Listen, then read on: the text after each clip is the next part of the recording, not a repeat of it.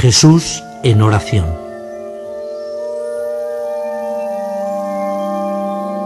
Estando él orando en cierto lugar, cuando terminó, le dijo uno de sus discípulos: Maestro, enséñanos a orar, como enseñó Juan a sus discípulos. La oración, nuestra oración, continúa siendo nuestra asignatura pendiente. El catecismo que aprendí en mi niñez decía que orar consistía en levantar el corazón a Dios y pedirle mercedes.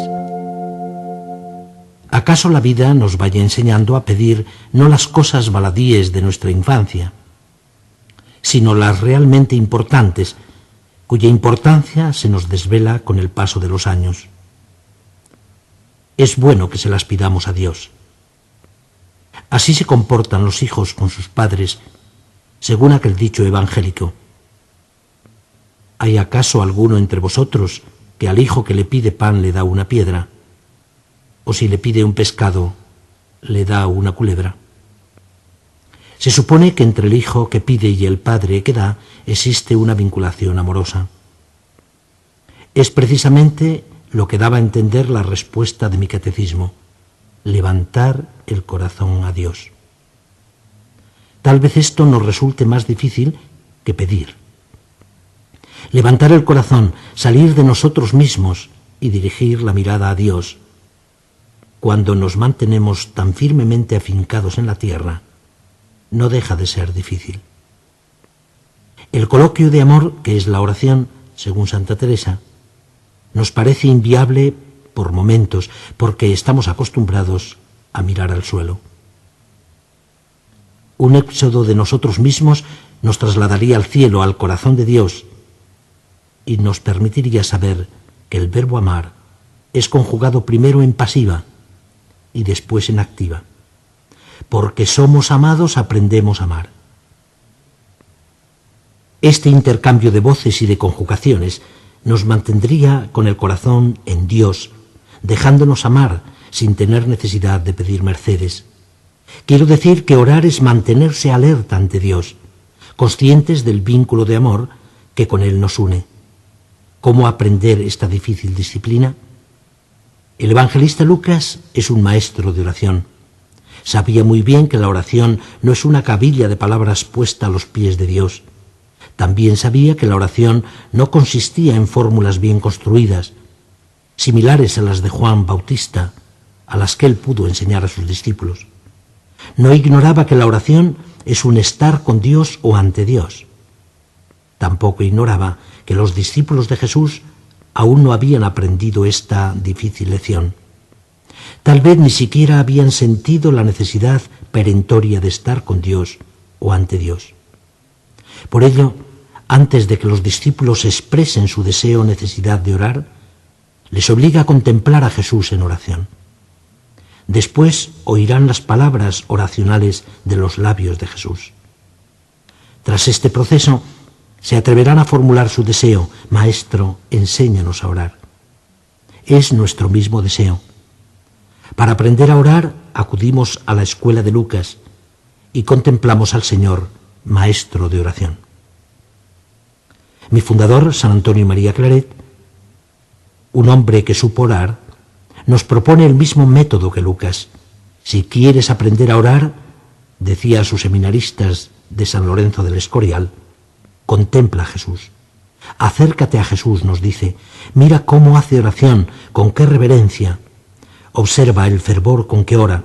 Escucha las palabras que dice y no dudes que con tal maestro y con tan enérgicas y elocuentes lecciones aprenderás a hacer oración y no la dejarás jamás. Viendo a Jesús en oración, aprenderemos a orar. Llegará el momento en que florecerá y crecerá nuestro deseo y le diremos a Jesús con toda vehemencia: Maestro, enséñanos a orar. A partir de ese momento, el Maestro nos introducirá en la frondosa riqueza del Padre Nuestro.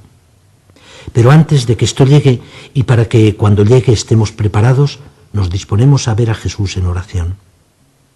Os propongo recorrer con el evangelista Lucas las distintas escenas en las que aparece Jesús en oración. La escena bautismal está impregnada de oración.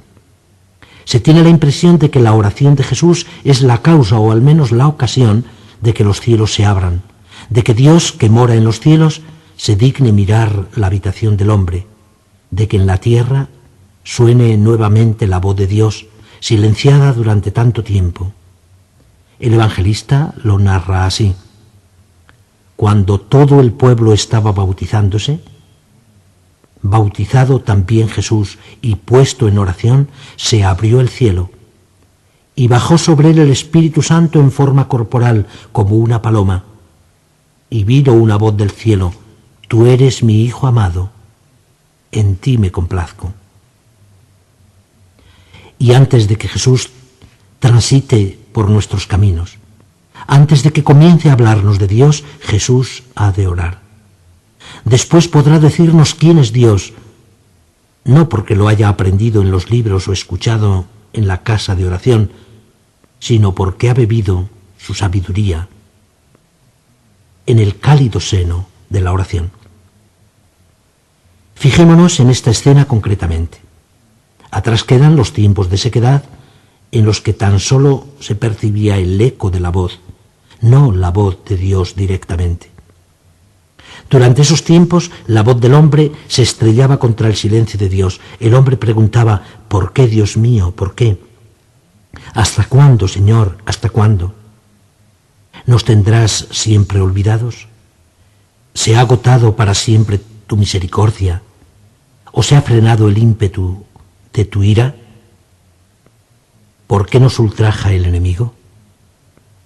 ¿Por qué hemos de soportar todos la pregunta: ¿dónde está tu Dios? Pero no había voz ni siquiera a tanta pregunta. El silencio divino era tan espeso que incluso corría el peligro de perderse el eco de la voz. Este silencio era consecuencia de los pecados de Israel, pensaba el judaísmo. Para escuchar nuevamente la voz de Dios era necesario que el pueblo retornase, que volviera a Dios, para que Dios se dirigiera al hombre. Es lo que sucede en esta escena evangélica. Todo el pueblo inicia el retorno a través del bautismo de Juan.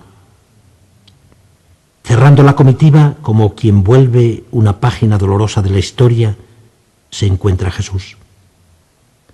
Antes de que se inicie una nueva etapa que finalice la sequedad anterior, Jesús ora. El evangelista ha sorprendido a Jesús en oración y escribe: mientras oraba. La oración de Jesús se convierte en el lugar de la revelación. La oración de Jesús desgarra las nubes del silencio divino. Los cielos efectivamente se abren mientras Jesús oraba. El Espíritu desciende mientras Jesús oraba. Mientras Jesús oraba, se deja oír al fin la voz de Dios, que en este momento responde a las preguntas acumuladas durante siglos de dolor. No ha finalizado la misericordia de Dios. Su gracia, ternura, fidelidad y amor se desvelan en el momento en que la voz proclama: tú eres mi Hijo, el amado, en ti me complazco. Si Jesús, hijo de hombre, es hijo de Dios, ningún ser humano, hijo de hombre, puede vivirse en orfandad. Adentrado en el silencio de todo el pueblo, comulgando con sus preguntas y zozobras, la oración de Jesús ha arrancado la respuesta del cielo. Desde ese momento inicial, Él y solo Él sabrá decirnos quién es Dios. Nos lo dirá con la autoridad profética de quien ha recibido el Espíritu Santo. La oración de Jesús es la causa, o al menos el clima, dentro del cual Jesús recibe su vocación y misión. Vocación de hijo y misión de testigo y de siervo. Observemos que ningún discípulo presencia esta escena.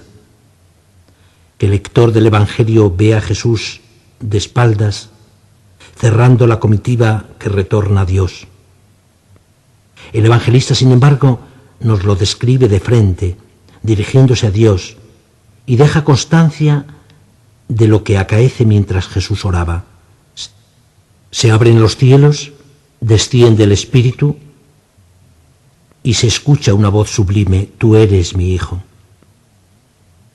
A medida que progrese la narración evangélica, los discípulos ocuparán otro lugar. Verán a Jesús orando. Pero no adelantemos acontecimientos. Esta primera escena evangélica, insisto, es la cuna de la vocación-misión de Jesús. La voz del Jordán pone en movimiento a Jesús. Superada la prueba del desierto, propone su programa de acción, cuyas últimas palabras suenan así: el Señor me ha ungido para proclamar un año de gracia. Ahora ya puede transitar por nuestros caminos. En ellos encontrará pobres, cautivos, ciegos, oprimidos. El clamor de estos pobres hombres ha sido escuchado.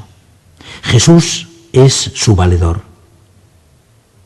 La fama del hombre de Nazaret se extiende por doquier, y una numerosa muchedumbre acudía para oírle y ser curados de sus enfermedades, anota el evangelista. Jesús podía vivir de la fama, de la buena reputación, podía dejarse arrastrar por el entusiasmo. El evangelista, sin embargo, registra un pero que nos remite al ontanar del que bebe y del que vive Jesús. Pero él se retiraba a los lugares solitarios donde oraba. Jesús siente la necesidad de la oración, necesidad que se traduce en costumbre, en hábito. La oración es su clima vital, tan necesario como el aire. Si dejara la oración, si abandonara su relación con Dios, se marchitaría como una flor expuesta a la sequía y al calor.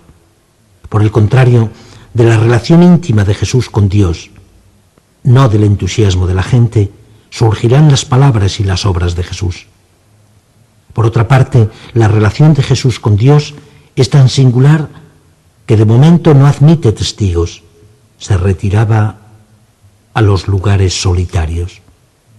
Los discípulos tampoco aparecen en esta escena. Si están dispersos entre la numerosa multitud, habrán advertido el contraste entre el entusiasmo manifestado por la multitud y la soledad de Jesús. El contraste entre vivir de la fama y vivir de la oración. Lucas, mientras tanto, nos informa de algo muy importante. El hombre que ha sido llamado y enviado por Dios ha de buscar incesantemente a Dios y encontrar en Él su refugio.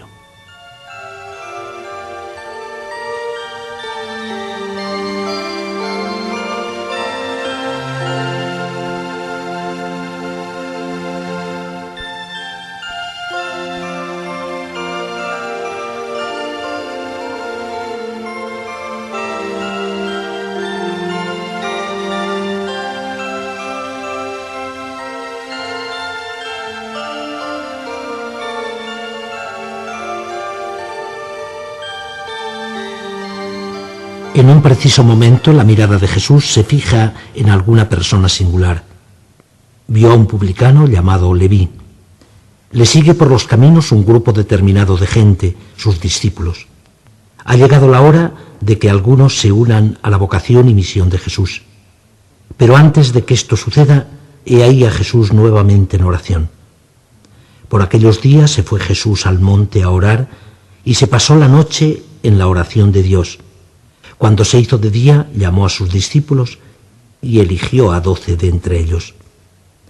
La soledad del monte, potenciada por el silencio nocturno, es el marco adecuado, por segunda vez, de la relación singular de Jesús con Dios. Nadie es testigo de la oración nocturna de Jesús, salvo el narrador, Lucas. El lector del tercer evangelio ha de respetar el silencio de esta oración y el secreto de la misma. Podemos sospechar, sin embargo, que Jesús es consciente de lo que ha de suceder al alba. Nadie puede unirse a la vocación y misión de Jesús si no es engendrado en la oración. Llegará el día, en efecto, en que los 12 tengan que testificar quién es Dios. Llegará el día en el que también ellos hayan de salir al encuentro del hombre que gime y llora sobre esta tierra. ¿Cómo llevar el consuelo divino al hombre sufriente si el mensajero ignora a Dios? ¿Y cómo podrá saber el testigo algo de Dios si no es adentrado en el misterio divino? Diría que en esta ocasión la oración nocturna de Jesús viene a ser un seno gestante, engendra a los 12 antes de darles nombre. Algo parecido sucede hoy. Antes de que imitamos nuestra profesión perpetua o antes de recibir el sacramento del orden, por ejemplo, la Iglesia ora por nosotros. Es tan importante que hablemos del Dios que sabemos, no del que hemos aprendido. Observemos, no obstante, que mientras esto sucede, algunos se van acercando más y más a Jesús. Conocemos el nombre de Leví, desconocemos el de aquellos otros que, por ser anónimos, se ocultan bajo el nombre genérico de discípulos. Llegará el momento en que estos sean testigos directos de la oración de Jesús. Ya está constituido el grupo de los 12. Aumenta el número de seguidores. Incluso algunas mujeres se ponen en camino para seguir y servir a Jesús. Se suceden las enseñanzas, los gestos de liberación. Estamos viviendo el año de gracia de nuestro Dios. ¿Qué piensan los seguidores de Jesús? ¿Quién es Jesús para ellos? ¿Será Juan redivivo? ¿Será el Elías esperado? ¿Será el profeta deseado o al menos uno de los profetas? Tal cual sea la respuesta a estas preguntas importantes, será la forma de seguir a Jesús. Porque la pregunta es importante, Jesús ora antes de formularla. Mientras él, Jesús, estaba orando a solas, se hallaban con él los discípulos y él les preguntó: ¿quién dice la gente que soy yo? ¿Y vosotros quién decís que soy yo? Jesús ora en solitario por tercera vez, pero ahora otros le contemplan, se hallaban con él los discípulos. Las acciones se acumulan sin que medie el tiempo como separador. Se tiene la impresión de que Jesús pregunta sin abandonar la oración. Mientras estaba orando, preguntó. La pregunta, hemos de reconocerlo, es comprometida. Es esencial para la fe de la Iglesia reconocer al Cristo en el siervo. Y por otra parte, quien se arriesgue a establecer tal identidad ha de estar dispuesto a correr la misma suerte que Jesús, a identificarse con su destino. Jesús ora por la fe de los llamados, que sean capaces de reconocerlo como el Mesías de Dios y aceptar el mismo sino que espera al Maestro. Pedro es el único que responde: tú eres el Cristo de Dios. Pero el silencio que Jesús impone a Pedro y a cuantos le siguen nos induce a sospechar que ninguno de ellos comprenden lo que Pedro acaba de decir. Necesitarán que se esclarezca aún más la misión de Jesús y que ellos mismos sepan con mayor nitidez quién es Jesús. Es lo que sucede en la quinta escena, que proponemos a continuación. De la cuarta escena retengamos que los discípulos se hallaban con Jesús mientras oraba.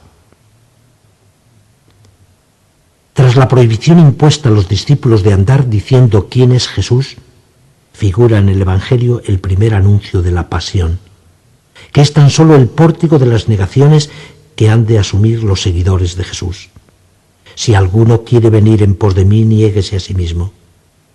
El Jesús lucano, que vino a anunciar el año de gracia del Señor, se ve abocado a la desgracia. Lo mismo sucede a sus seguidores.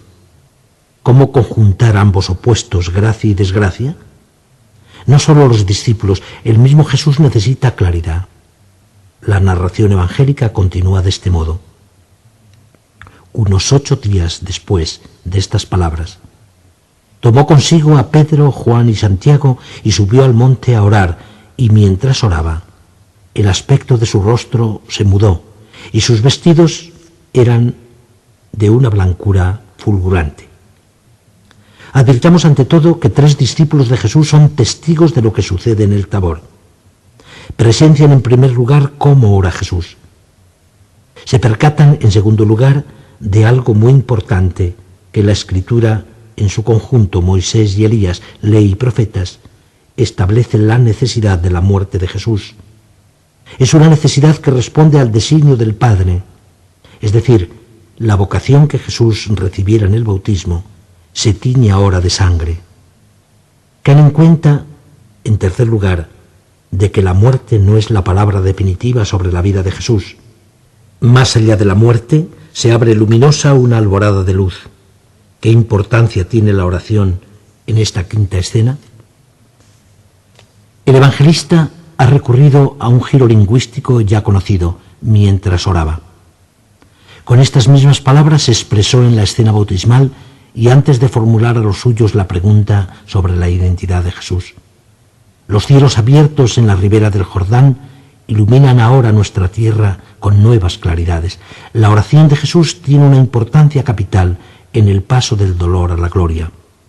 Es una preparación para este extraordinario acontecimiento que interesa a la persona de Jesús y de sus discípulos. En la oración sobre el Tabor se hermanan el cielo y la tierra. La blanca luz de aquel que se viste de luz cubre a Jesús como un manto. Durante el coloquio amoroso entre Jesús y el Padre, también la humanidad del Verbo participa de la gloria de Dios. El evangelista muestra a los espectadores el secreto de la transformación humana. No es otro que la oración. Pedro, Santiago y Juan están ante la puerta que conduce a Dios. Una puerta entreabierta y un Dios que declara su presencia transformante en el Hijo destinado a la muerte. La ley y los profetas anunciaban la necesidad de la muerte. El cielo abierto, el Padre, ratifica esta necesidad también por él querida, pero sin que el siervo entregado a la muerte tenga que renunciar a su identidad. Jesús, revestido de la belleza divina, cuando se habla de su muerte, es el Hijo, el elegido, que debe ser escuchado. Ahora comienzan a ser definitivamente respondidos los interrogantes que sonaron en tiempos de sequedad, de silencio de Dios. El dolor y la enfermedad y la muerte dejan de ser lugares malditos para convertirse en tierra en la que Dios se manifiesta. El rostro de Dios es paternal, incluso maternal, para con el Hijo que sufre. El semblante divino en esta tierra de dolor es tan atractivo que Pedro quisiera permanecer para siempre donde está. Maestro, es bueno estarnos aquí, dice. Pero aún no ha llegado el tiempo de permanecer. Jesús ha de ponerse nuevamente en camino, camino que conduce a Jerusalén, y también Pedro y el grupo de seguidores. En los discípulos va creciendo el deseo de adentrarse en Dios, en quien se pierde Jesús en las horas de soledad y también en los momentos decisivos de la vida. ¿Qué misteriosa relación existirá entre Dios y Jesús? 3 discípulos han vislumbrado la senda que conduce hacia Dios. Y qué dicha se ha derramado en sus corazones. Hubieran querido permanecer en la cumbre del Tabor, espectadores extasiados del coloquio entre el cielo y la tierra. No les importaba vivir a la intemperie, sin choza donde cobijarse, con tal de que no les fuera arrebatado el espectáculo celeste. Si ahora no se les consiente colmar su deseo, podrán asomarse algún día, al menos asomarse, al abismo del misterio. La subida a Jerusalén está flanqueada por 2 nuevos anuncios de la pasión. Uno poco antes de comenzar el viaje y otro inmediatamente antes de llegar a la ciudad santa. Jesús sube a Jerusalén para morir allí como profeta. La muerte que se insinuó en el Tabor se va con Jesús y ya no lo abandonará hasta que consiga apresarlo.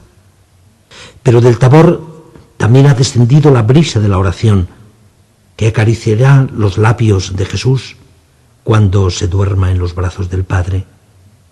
Antes de llegar a Jerusalén, antes de que Jesús pronuncie su postrera oración, el evangelista Lucas lo sorprende una vez más orando. Es la 6ª escena de Jesús en oración. Estando él orando en cierto lugar, cuando terminó, le dijo uno de sus discípulos: Maestro, enséñanos a orar, como enseñó Juan a sus discípulos. Él les dijo: Cuando oréis, decid: Padre nuestro del cielo.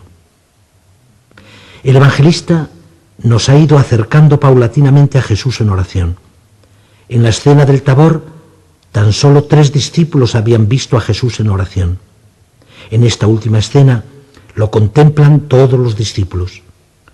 Estos respetan el silencio y la soledad de Jesús como si ellos fueran extraños a cuanto sucede y la tierra de promisión en la que Dios se muestra no fuera con ellos. Pero a medida que van sucediéndose las escenas evangélicas, aflora el deseo y se acrecienta hasta no poder ocultarlo por más tiempo. Ha llegado el momento de exponerlo con entera claridad. Maestro, enséñanos a orar, le pide uno de los discípulos. Los discípulos están tan impresionados por la relación existente entre Jesús y Dios que también ellos quieren tener una relación similar. No se impacientan. Su impresión, por grande que sea, no les induce a interrumpir a Jesús en oración. Una vez que Jesús ha terminado de orar, les pone en su deseo: enséñanos a orar. Dinos, por favor, cuál es el camino que conduce a casa. Muéstranos al pedagogo que nos pone en las manos de Dios. O llévanos de la mano ante el misterio santo, tal como el Bautista hizo con sus discípulos. Pero no nos dejes en la oscuridad sofocante de nuestra tierra, que deseamos a Dios, que suspiramos por Dios, como el ciego necesita la luz y el sordo la gama de sonidos. Si tú, Maestro, no nos enseñas, ¿quién podrá decirnos cómo podemos elevar el corazón a Dios? Mira que nuestro corazón es chiquito y Dios es sublime. O Dios se abaja hasta nosotros, o tú ensanchas y elevas nuestro corazón, que aunque es chiquito, nosotros no podemos levantarlo hasta la altura divina, porque necesitamos a Dios, porque nadie como tú sabe hablar con Dios. Te pedimos, Maestro, enséñanos a orar. La enseñanza que Jesús nos impartirá nace y se desarrolla en su oración. Porque Jesús ha orado, sabrá decirnos cómo debemos orar. Porque está en Dios, se constituye en camino de ida hacia Dios. Porque Dios es su todo, nos dará todo en la oración que nos enseña. Vosotros, cuando oréis, decid: Padre bien amado. A lo largo de este año iremos deletreando el Padre Nuestro en la escuela de la oración que es Jesús.